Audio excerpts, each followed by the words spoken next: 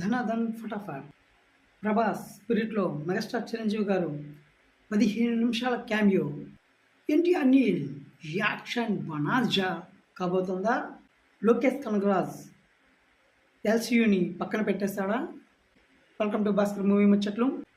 Sensational director Sandeep Reddy Vanga డైరెక్షన్లో మన pan India super star Prabhas గారు నటిస్తున్నటువంటి స్పిరిట్లో మెగాస్టార్ చిరంజీవి గారు ఫాదర్ రోల్ చేస్తున్నట్లు 15 నిమిషాల క్యామియో ఇస్తున్నట్టు వస్తున్న వార్తలు అవాస్తవమని మూవీ టీం ప్రకటించింది.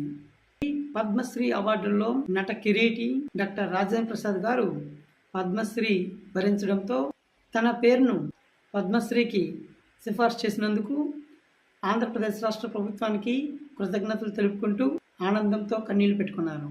గత కొద్ది రోజులుగా ఎన్టీఆర్ నీల్ షూటింగ్ ఆర్ఎఫ్సిలో జరుగుతున్న విషయం అందరికీ తెలిసిందే. అయితే కంటిన్యూస్గా 40 డేస్ చేసిన ఈ నైట్ షూట్లో సినిమాకే హైలైట్ అయ్యే అద్భుతమైన యాక్షన్ సీన్స్ చిత్రీకరించినట్లు సినీ వర్గాలు పేర్కొన్నాయి. వాటిని ధృవీకరిస్తూ ఎన్టీఆర్ నీల్ ఫోటోగ్రాఫర్ ఎక్స్లో ట్వీట్ చేయడం జరిగింది. సంక్రాంతి బ్లాక్ బస్టర్ శంకర్ వరప్రసాద్ గారు 350 కోట్ల గ్రాస్ కలెక్షన్ చేసినట్లు సినీ నిర్మాతలు పోస్టర్ ద్వారా ప్రకటించారు. ఈ మూవీతో రీజనల్ ఫిల్మ్ బిగ్గెస్ట్ బ్లాక్ బస్టర్గా మన శంకర్ వరప్రసాద్ గారు నిలిచారు.